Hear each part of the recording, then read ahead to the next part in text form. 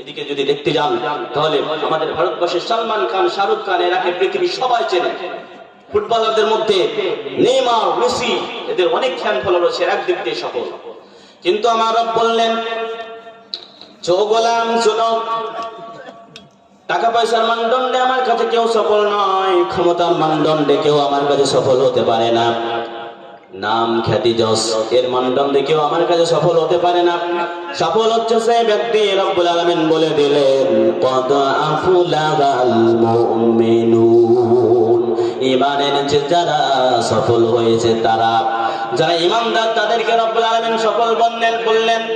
অন্য জায়গায় বলেন, ফামান যুহজিহা আনিন নারি ওয়া ইউদখিলাল জান্নাতা ফাকাদ ফাজ। রব্বুল আলামিন বললেন, যারা জাহান্নাম থেকে মুক্তি পেয়ে যারা জান্নাতে চলে গিয়েছে তারাই হচ্ছে সফল। পৃথিবীর কেউ সফল নয়, যে জাহান্নাম থেকে বেঁচে গেল সেই সফল।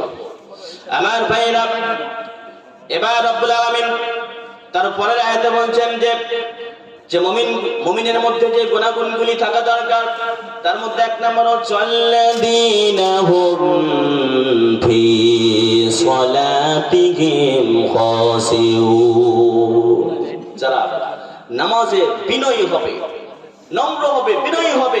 নামাজ পড়তে দাঁড়ালে যেন আল্লাহর ভয় ভীতি নিয়ে নামাজ পড়তে দাঁড়াবে, মন এদিকে সেদিক যাবে না, এরপরে আল্লাহর দিকে একনিষ্ঠভাবে দাঁড়িয়ে নামাজ পড়বে। এরকম, এটা হচ্ছে মুমিনের আলামত। আমাদের অনেকে আমরা নামাজ পড়ি, নামাজ পড়তে পড়তে আমরা জামা ঠিক করি, দাড়ি চুলকাই, ঠিক কিনা? আছে না নাই? এরকম নামাজ আমাদের ভিতরে আছে না নাই? এরকম যারা নামাজ পড়বে, এটা মুমিনের নামাজ না।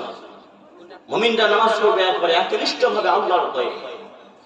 এই জন্য বিশ্বনবী বলেন, ও দুনিয়ার মানুষ তোমরা শোনো, আন তা'বুদাল্লাহা কাআন্নাকা তারাহু ফাইন লাম তাকুন তারাহু ফাইন্নাহু ইয়ারাক। ও দুনিয়ার মানুষ তোমরা শোনো, যখন তোমরা কোনো ইবাদত করবা, নামাজ পড়বা, যে কোনো ইবাদত করবা, তখন তোমরা মনে করবা যে রব্বুল আলামিন তোমাদের দেখছেন।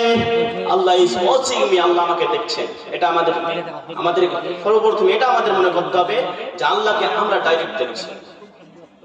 যখনই নামাজ পড়তে দাঁড়াবো তখন আমরা আমাদের নজরটা থাকবে সাজদার দিকে, মনে হবে যে আমি ডাইরেক্ট আল্লাহকে দেখছি। এটা যদি মনে না হয় তাহলে এটা মনে করতে হবে যে আল্লাহ আমাকে দেখছে। এইভাবে নামাজ পড়বেন, এইভাবে নামাজ পড়ে, এইভাবে, এটা হবে কি মুমিনের নামাজ। আমরা নামাজ পড়তে যাই মসজিদে, আমাদের মনটা থাকে, আমাদের শরীরটা থাকে মসজিদে, কিন্তু মনটা যেখানে সেখানে দৌড়ে বেড়ায়, ঠিক কিনা? আমার মন চলে গিয়েছে বাংলাদেশ, চলে গেছে সৌদি আরব, চলে গেছে কাতার, কোথায় কোথায় চলে গেছে।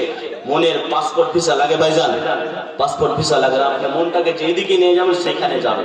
আমাদের শরীরটা থাকে কোথায়? মসজিদে, এবং মনটা চলে যায় যেখানে সেখানে, জমিতে চলে যায়, যে কালকে জমিতে যাব, ফসলে পানি দেব, সার দেব, নানান হিসাব আমরা নামাজি কি করি, ঠিক কিনা?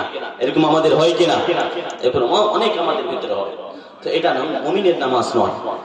আমার ভাইয়েরা, এই জন্য আমি আপনাকে 4টি টিপস বলে যাব। সেই 4টি টিপস অনুযায়ী যদি আপনি নামাজ পড়েন তাহলে আপনার নামাজে এদিক সেদিক মন যাবে না।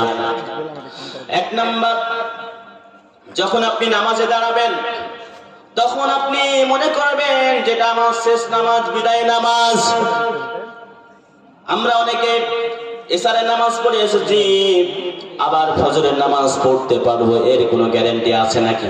কথা বলবেন, আছে? নাই। আমরা যেখানে বসে আছি আবার আমরা বাড়িতে ফিরে যাব, এর গ্যারান্টি আছে নাকি?